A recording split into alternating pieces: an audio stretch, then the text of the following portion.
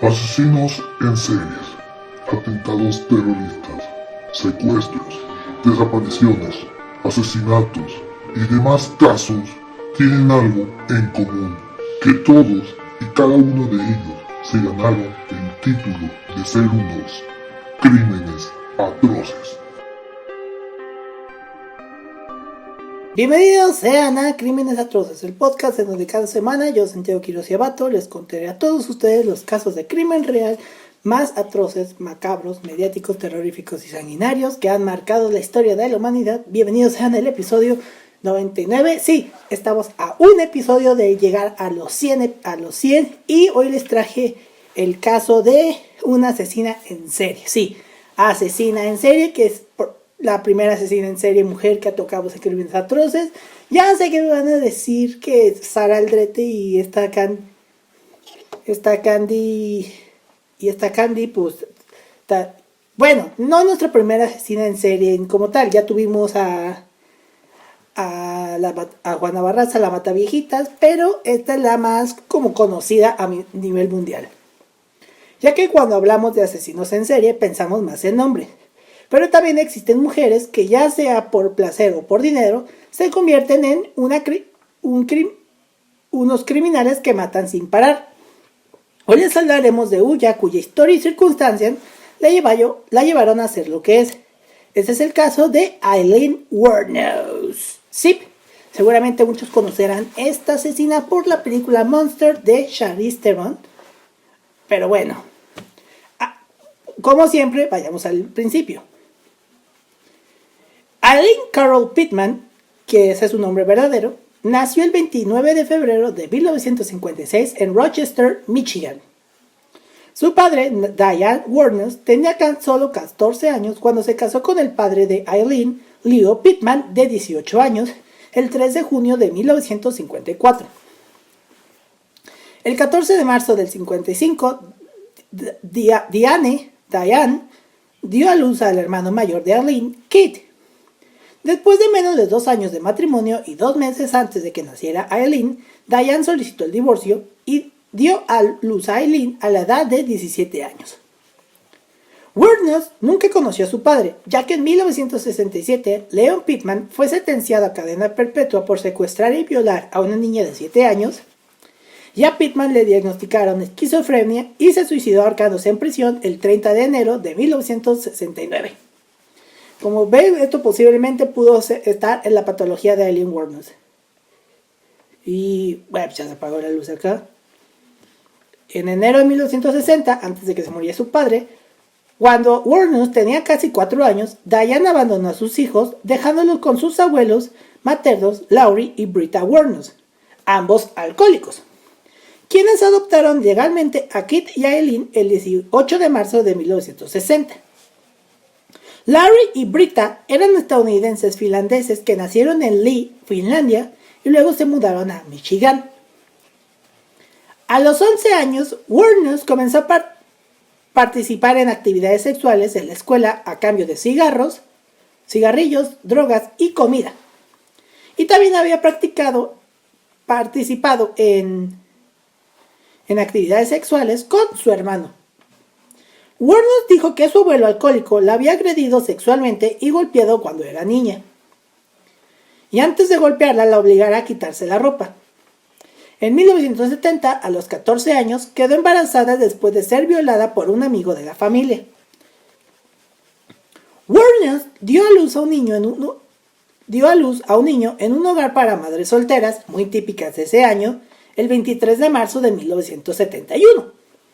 Y el niño fue entregado en adopción. Digo, porque obviamente se vivía en una sociedad donde pues estaba mal vista que una mujer soltera pues criara un niño. Unos meses después de que naciera su hijo, abandonó la escuela casi al mismo tiempo que su abuela murió de insuficiencia hepática. Y cuando Wuornos tenía tan solo 15 años, su abuelo la echó de la casa y ella comenzó a vivir en los bosques cerca de su antiguo hogar y se mantuvo a través de la prostitución. El 27 de mayo de 1974, con 18 años, Wuornos fue arrestada en el condado de Jefferson, Colorado, por conducir bajo la influencia del alcohol, TUI por sus siglas en inglés, alteración del orden público y disparo de una pistola calibre 22 desde un vehículo en movimiento. Posteriormente fue acusada de no comparecer. En 1976, Wuornos hizo autostop hasta Florida, donde conoció al presidente del club náutico Lewis Grant Fell, de 69 años. Se casaron rápidamente y el anuncio de sus nupcias se publicó en las páginas de sociedad del periódico local. Que quiero hacer una pausa aquí. Este matrimonio fue tumultuoso y hay una película llamada Aileen Wuornos, An American Boogeyman, que es prácticamente la historia de este matrimonio entre Aileen y este señor. Bueno, regresando a la historia, Wuornos se involucró continuamente en enfrentamientos en su bar local y fue a la cárcel brevemente por agresión. También golpeó a Fell con su propio bastón, lo que lo llevó a obtener una orden de restricción contra ella pocas semanas después del matrimonio. Luego regresó a Michigan, donde el 14 de julio de 1976 fue arrestada en el Bernice Club en Mancelona, el condado de Antrim, y acusada de agresión y alteración del orden público por arrojar una bola blanca a la cabeza de un camarero. Como ven, Aileen siempre ha tenido problemas con la ley. El 17 de julio, su hermano Kit murió de cáncer de esófago y Wuornos recibió $10,000 de su seguro de vida. Wuornos y Fell anularon su matrimonio el 21 de julio de ese año, después de solo 9 semanas. En agosto de 1976, Wuornos recibió una multa de $105 por conducir ebria. Usó el dinero heredado de su madre para pagar la multa y gastó el resto en 2 meses comprando lujos, incluso un coche nuevo, que destrozó poco después. En 1978, a la edad de 22 años, intentó suicidarse disparándose en el estómago. Entre los 14 y los 22 años intentó suicidarse por lo menos 6 veces. El 20 de mayo de 1981, Wuornos fue arrestada, como de costumbre, en Edgewater, Florida, por el robo a mano armada en una tienda de conveniencia, donde robó $35 y 2 paquetes de cigarrillos. Fue sentenciada a prisión el 4 de mayo del 82 y liberada el 30 de junio del 83. El 1 de mayo del 84, Wuornos fue arrestada por intentar pasar cheques falsos en un banco en Key West. Y el 30 de noviembre de 1985 fue nombrada como sospechosa en el robo de un revólver y municiones en el condado de Pasco. El 4 de enero de 1986, Wuornos fue arrestada en Miami y acusada de robo de automóvil, resistencia al arresto y obstrucción de la justicia por proporcionar una identificación con el nombre de su tía. Los agentes de policía de Miami encontraron un revólver calibre 38 y una caja de municiones en el auto robado. El 2 de junio del 86, los alguaciles adjuntos del condado de Volusia detuvieron a Wuornos para interrogarla después de que un compañero masculino la acusara de sacar un arma en su automóvil y exigir $200. Se encontró que Wuornos llevaba munición de repuesto y la policía descubrió una pistola 22 debajo del asiento del pasajero que había ocupado. Ese mismo año, en el 86, Wuornos, que ya tenía 30 años, conoció a Tyra Moore, de 24 años, una mucama de motel en un bar gay de Daytona Beach llamado Zodiac. Se mudaron juntos y Wuornos los mantuvo con sus ganancias como prostituta. El 4 de julio del 87, la policía de Daytona Beach detuvo a Wuornos y a Moore en un bar para interrogarlos sobre un incidente en el que fueron acusados de asalto y agresión con una botella de cerveza. El 12 de marzo de 1988, Wuornos acusó al conductor de autobús de Daytona Beach de agresión y afirmó que la había empujado fuera del autobús después de un enfrentamiento. Moore fue incluida como testigo del incidente. Más tarde en su juicio, Wuornos declaró, cito, «Fue un amor inimaginable. Las palabras terrenales no pueden describir lo que sentía por Tyra. Esto fue antes de ejecución. Wuornos afirmó que todavía estaba enamorado de Moore». Y bueno, ahora vamos a lo que los trunje, sus asesinatos. Wuornos en total asesinó a 7 hombres en un periodo de 12 meses.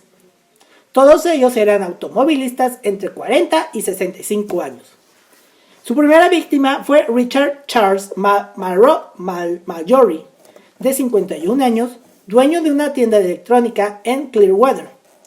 Fue asesinado el 30 de noviembre de 1989. Wuornos afirmó que Mallory la golpeó, la violó y la sodomizó después de que la llevó a una zona abandonada para recibir servicios sexuales.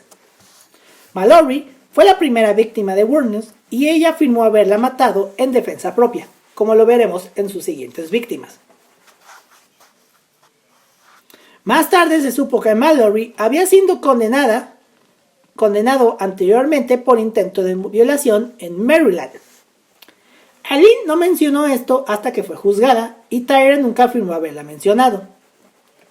2 días después del asesinato, un alguacil adjunto del condado de Volusia encontró el vehículo abandonado de Mallory. Y el 13 de diciembre, su cuerpo fue encontrado a varias millas de distancia en una zona boscosa, o en este caso, como es Florida, pantanosa. Le habían disparado varias veces y se descubrió que 2 balas en el pulmón izquierdo habían sido la causa de la muerte. Luego llegamos a su segunda víctima, que fue Richard Andrew Spears, de 47 años, trabajador de la construcción en Winter Garden. Fue declarado desaparecido el 19 de mayo de 1990 y el 1 de junio de 1990 su cuerpo desnudo fue encontrado a lo largo de la US 19 o la carretera 19 en el condado de Citrus. Causa de muerte: la habían disparado 6 veces con una pistola calibre 22. Su tercera víctima fue Charles Edmund Carskadon, de 40 años, un trabajador de rodeo a tiempo parcial, que fue asesinado el 31 de mayo de 1990.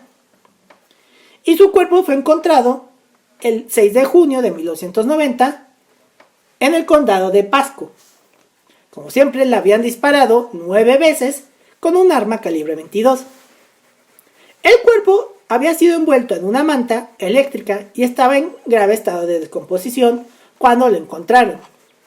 Los testigos vieron a Wuornos en posesión del coche de Carskadon, y Wuornos también había empeñado una identificación como perteneciente a Carskadon. Su siguiente víctima fue Peter Abraham Sims, de 65 años, que era un marinero mercante retirado. En junio del 90, Sims partió de Jupiter, Florida, hacia Arkansas. El 4 de julio de ese año, su coche fue encontrado en Orange Springs, Florida. Y Moore y Wuornos fueron vistos abandonando el coche, y la huella de la mano de Wuornos fue encontrada en la manija de interior de la puerta, pero el cuerpo nunca fue encontrado. La siguiente víctima fue Troy Eugene Burris, de 50 años, y era un vendedor de salchichas de Ocala, Florida. El 31 de julio del 90 fue reportado como desaparecido, y el 4 de agosto del 90 su cuerpo fue encontrado en una zona boscosa a lo largo de la carretera estatal 19 en el condado de Marion, y la habían disparado 2 veces. Su siguiente víctima fue Charles Richard Humphreys, mejor conocido como Dick, de 65 años, un mayor retirado de la Fuerza Aérea de los Estados Unidos, ex investigador estatal de abuso infantil y ex jefe de la policía. Su fecha de asesinato fue el 11 de septiembre de 1990. Al día siguiente, el 12 de septiembre de ese año, su cuerpo fue encontrado en el condado de Marion. Estaba completamente vestido y había recibido 7 disparos en la cabeza y el torso. Y su automóvil fue concentrado en el condado de Suwannee. La última víctima de Wuornos, o ya apodada la Araña Negra, fue Walter Gino Antonio, de 61 años, camionero, guardia de seguridad y oficial de policía de reserva. El 19 de noviembre de 1990, el cuerpo casi desnudo de Antonio fue encontrado cerca de un camino forestal remoto en el condado de Dixie. Le habían disparado 4 veces y 5 días después su automóvil fue encontrado en el condado de Brevard. El 4 de julio de 1990, Wuornos y Tyra Moore abandonaron el coche de la víctima, Peter Sims, después de que se vieran involucrados en un accidente. Rhonda Bailey, que presenció el accidente, proporcionó a la policía una descripción de las dos mujeres, lo que más tarde dio lugar a una campaña mediática para localizarlas. La policía también encontró algunas de las pertenencias de las víctimas en casas de empeño. La huella dactilar de Wuornos se encontró en un recibo de una de las casas de empeño que coincidían con la huella que se dejó en el coche de Sims. Wuornos tenía antecedentes penales en Florida y muestras de sus huellas estaban en una base de datos. El 9 de enero del 91, Wuornos fue arrestada en un bar de motociclistas llamado The Last Resort en el condado de Volusia, con el pretexto de una orden de arresto pendiente a nombre de Lori Grody. La policía localizó a Moore al día siguiente en Pittston, Pensilvania. Ella aceptó obtener una confesión de Wuornos a cambio de inmunidad procesal. Moore regresó con la policía a Florida, donde la alojaron en un motel. Y bajo la guía de la policía, hizo numerosas llamadas telefónicas a Wuornos pidiendo ayuda para limpiar su nombre. 3 días después, el 16 de enero de 1991, Wuornos confesó los asesinatos. Pero ella afirmó que los hombres habían intentado violarla y que los mató en defensa propia. En noviembre del 91, Wuornos fue adoptado legalmente por Arlene Prell, de 44 años, con quien Wuornos no había tenido contacto ni relación previa, después de que Prell viera la foto de Wuornos en un periódico. El 14 de enero de 1992, Wuornos fue a juicio por el asesinato de Richard Charles Mallory. Y aunque las condenas anteriores normalmente son inadmisibles en los juicios penales, según la regla Williams de Florida, se permitió a la fiscalía presentar pruebas relacionadas con sus otros crímenes, para demostrar un patrón de actividad ilegal. El 27 de enero de 1992, Wuornos fue declarada culpable del asesinato de Mallory con la ayuda del testimonio de Moore. En su defensa, los psiquiatras de la defensa testificaron que Wuornos era mentalmente inestable y le diagnosticaron trastorno límite de la personalidad y trastorno antisocial de la personalidad. Y 4 días después fue condenada a muerte. La defensa de Wuornos se esforzó durante el juicio para presentar pruebas de que Mallory había sido condenado anteriormente por intento de violación en Maryland y había cumplido una condena en un centro penitenciario de máxima seguridad que brindaba rehabilitación a delincuentes sexuales. Los registros obtenidos de la institución penitenciaria mostraron que, de 1958 a 1962, Mallory estuvo internado para tratamiento y observación como resultado de un cargo criminal de agresión con intención de violación. En estos registros también reflejan 8 años de tratamiento general en la institución. En 1961 se observó que el señor Mallory poseía fuertes tendencias sociopáticas. Sin embargo, el juez se negó a permitir que los registros se admitieran en el tribunal como prueba y denegó la solicitud de Wuornos de un nuevo juicio. El 31 de marzo de 1992, Wuornos se declaró culpable de los asesinatos de Charles Richard Humphreys, Trey Eugene Burbis y David Andrew Spears, y dijo que quería estar bien con Dios.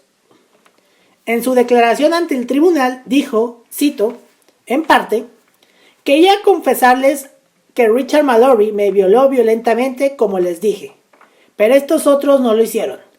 Ellos solo comenzaron a hacerlo.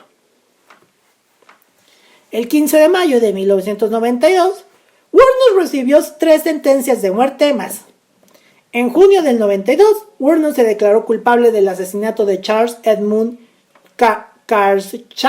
Carskadon y en noviembre del 92 recibió su 5ª sentencia de muerte. En febrero del 93, Wuornos se declaró culpable del asesinato de Walter Gino Antonio y fue condenada a muerte nuevamente. No se presentaron cargos contra ella por el asesinato de Peter Abraham Sayers, ya que su cuerpo nunca fue encontrado. En total, Wuornos recibió 6 sentencias de muerte. Wuornos contó varias historias contradictorias sobre los asesinatos.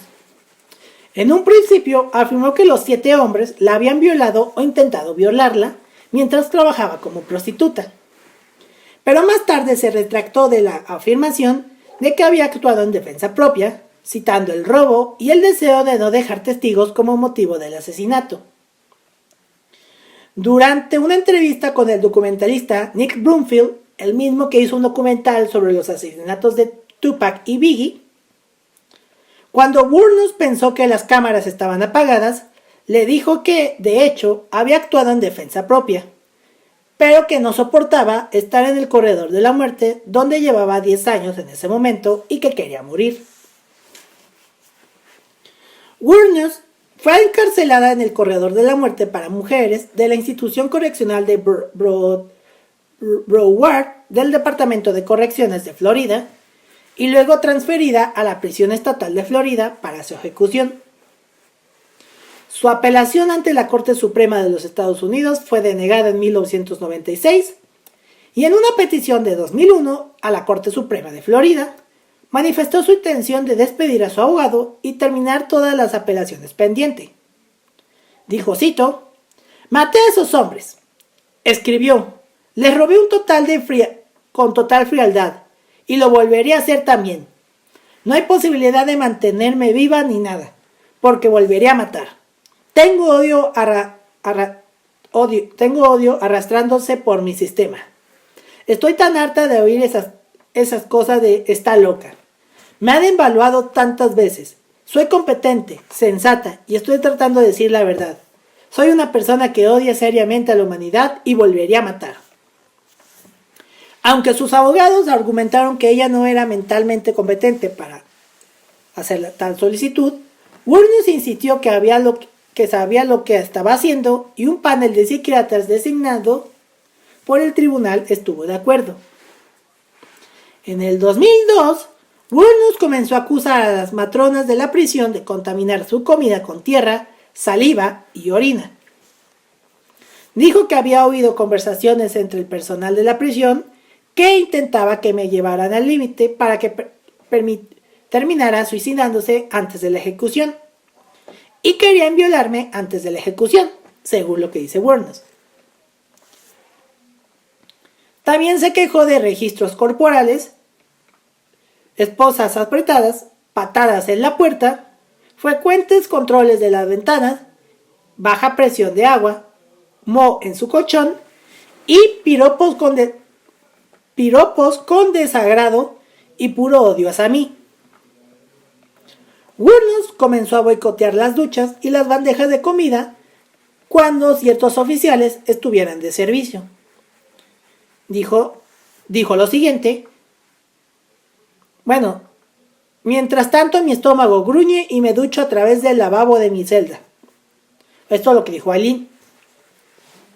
Su abogado declaró que, cito, «La señora Wuornos realmente solo quiere tener un tratamiento adecuado, un tratamiento humano hasta el día de su ejecución. Ella cree lo que ha escrito». En las semanas previas a su ejecución, Wuornos concedió una serie de entrevistas al documentalista Nick Broomfield y habló de, cito, «ser llevada para encontrarse con Dios, Jesús, los ángeles y todo lo que estaba más allá del más allá». En su entrevista final, que es de las más perturbadoras por la mirada que siempre hace Wuornos a la cámara, denunció una vez más que su mente fue, cito, torturada en BCI y que su cabeza fue aplastada por presión sónica. Las intoxicaciones alimentarias y otros abusos empeoraron. Dijo cada vez que se quejaba para hacerla parecer loca o para volverla loca. También se volvió contra su entrevistador. Esto dijo: me saboteaste el culo, la sociedad, la policía y el sistema. Una mujer violada fue ejecutada y fue utilizada para libros y películas y mierdas. Sus últimas palabras ante la cámara fueron, cito, muchas gracias sociedad por inmovilizarme el culo. Dawn Bodkins, una amiga de la infancia de Wuornos, le dijo más tarde a Brumfield de su abuso verbal. Estaba dirigido a la sociedad y a los medios en general y no a él específicamente. Ya que sí, porque cuando Wuornos concedía entrevistas, los entrevistadores la atacaban más. Porque recordemos que Eileen era una mujer prostituta y pobre, la atacaron más. En cambio, cuando se hacen entrevistas a asesinos en series hombres, a ellos los tratan con cierto respeto y amabilidad. En cambio, con Wuornos la atacaron severamente. La ejecución de Wuornos por inyección letal tuvo lugar el 9 de octubre del 2002. Rechazó su última comida, que podría haber costado menos de $20, y optó por una taza de té. Sus últimas palabras fueron, cito, me gustaría decir que estoy navegando con la roca y volveré como en el día de la independencia, con Jesús el 6 de junio como en la película, con la gran nave nodriza y todo, volveré. Acto seguido, murió a las 9:47 am, hora de allá.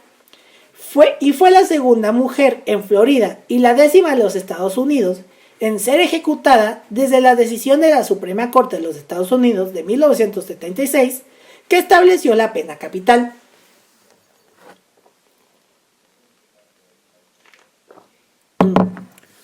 Después de su muerte, el cuerpo de Wuornos fue incinerado.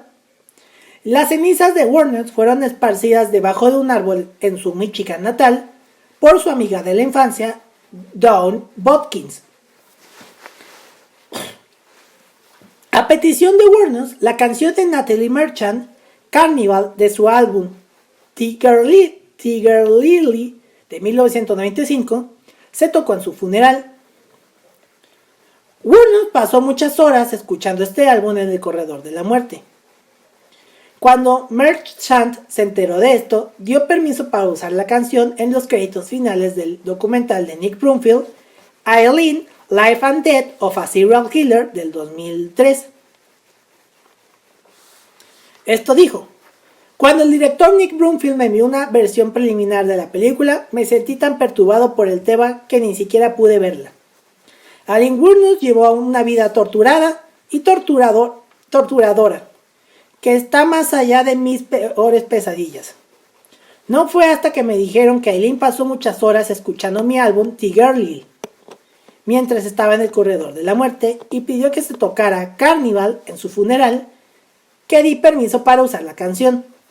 Es muy extraño pensar que en los lugares a los que puede llegar mi música, una vez que sale de mis manos, sí le di algún consuelo. Tengo que estar agradecido. Brumfield especuló más tarde sobre el estado mental y los motivos de Wuornos. Dijo, cito, creo que esta ira se desarrolló dentro de ella y trabajaba como prostituta. Creo que tuvo muchos encuentros horribles en las carreteras y creo que esta ira simplemente se desarmó desde su interior y finalmente explotó en una violencia increíble. Esa era su forma de sobrevivir. Creo que Eileen realmente creía que había matado en defensa propia. Creo que alguien que es profundamente psicótico no puede realmente distinguir entre algo que es una amenaza para la vida y algo que es un desacuerdo menor sobre el que se puede decir algo con lo que ella no está de acuerdo. Se ponía de un humor terrible por eso. Y creo que eso fue lo que provocó que ocurrieran estas cosas. Al mismo tiempo, cuando no estaba en esos estados de ánimo extremos, había una humanidad increíble en ella. Según algunos especialistas, los crímenes de Wuornos han estado relacionados con su personalidad psicopática y su pasado psicotraumático. Evaluada utilizando la lista de verificación de psicopatía, Wuornos obtuvo una puntuación de 32-40 con una puntuación de corte de 30 para determinar la psicopatía. También se sabía que Wuornos cumplía los criterios relevantes para determinar el trastorno límite de la personalidad y el trastorno antisocial de la personalidad. Según Bryce Arrigo, el abuso sexual infantil de Wuornos y su carrera en el trabajo sexual la dañaron irrevocablemente. Y se pudo ver que las experiencias traumáticas a lo largo de la mayor parte de su joven vida podrían jugar un papel en el estado psicológico de Wuornos, incluida la partida de su madre biológica, así como el hecho de que su abuela ignorara el abuso que sufrió por parte de su abuelo, lo que lo llevó a la falta de desarrollo de un vínculo madre-hija para Wuornos cuando era niña. El daño luego empeoró porque tanto Wuornos como su hermano creían que sus abuelos eran sus padres biológicos, pero a la edad de 11 años se enteraron de que este no era el caso, lo que dañó más aún la relación entre Wuornos y sus padres adoptivos. También se sabía que Wuornos tenía problemas de conductas tempranos, como un temperamento explosivo que limitaba su capacidad para hacer amigos, además de hacer que fuera cada vez más difícil para ella mantener relaciones. Su educación traumática, incluido el abuso físico y sexual, se ha relacionado parcialmente con el desarrollo de su trastorno límite de la personalidad. Un trauma tan severo también puede alterar la estructuralización de la mente en varios puntos de desarrollo y dar lugar a defensas primitivas disociativas y escindidas para protegerse de la intensidad de la estimulación emocional y sexual que no se puede integrar cuando se es niño. El analista del FBI, Robert Ressler, o Bill Tench, si han visto Mindhunter, menciona brevemente a Wuornos en su historia autobiográfica de sus 20 años en el FBI. En un escrito de 1992, dijo que a menudo no habla de las asesinas en serie porque tienden a matar en oleadas en lugar de hacerlo de manera secuencial. Señaló a Wuornos como la única excepción. Ressler, quien supuestamente acuñó la frase asesina en serie para describir a los asesinos que buscan gratificación personal, no la aplica a las mujeres que matan en la psicosis posparto ni a ningún asesino que actúe únicamente por lucro económico, como las mujeres que han matado a una serie de huéspedes o concuyos. El caso de Aileen Wuornos ha inspirado todo tipo de libros, series, canciones, documentales y películas. De los dos documentales más destacados fueron las dirigidas por Nick Broomfield, tituladas Aileen Wuornos, la ventana de un asesino en serie, de 1992, y Aileen Wuornos, vida y muerte de un asesino en serie, de 2003. Y en cuanto a películas, se destaca la película dramática biográfica Monster, de 2003, protagonizada por Charlize Theron en el papel de Wuornos y Christina Ricci como Taya Moore, aunque en la película se llama Shelby Wall, con el cual Theron ganó el premio Oscar a Mejor Actriz. Y bueno, este fue el caso de Aileen Wuornos, una mujer que fue menospreciada por la sociedad y que precisamente pudo haber sido capaz de matar en defensa propia o en verdad por una infancia traumática la llevó a lo que lo llevó. Ustedes díganme qué les pareció este caso y si creen que en verdad mató en defensa propia o nomás porque si quería matar. Ustedes díganlo en los comentarios. Y bueno, ya recuerden que este es el episodio 99. La siguiente semana ya es el episodio 100, que les traigo un caso súper completo de uno de los acontecimientos más terribles de la humanidad. ¿Quieren saber de qué se va a tratar? pues esperen la siguiente semana.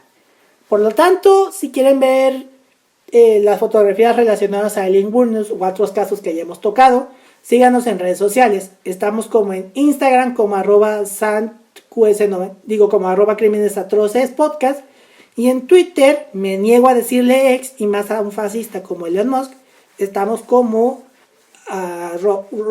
@Crímenes Atroces. Y en Twitter a mí me pueden encontrar como @SantQS99 y en Instagram como @SantiQS99. Con esto nos despedimos, nos vemos y nos escuchamos la próxima semana. Hasta la próxima, muchas gracias. Asesinos en series, atentados terroristas, secuestros, desapariciones, asesinatos y demás casos tienen algo en común, que todos y cada uno de ellos se ganaron el título de ser unos crímenes atroces.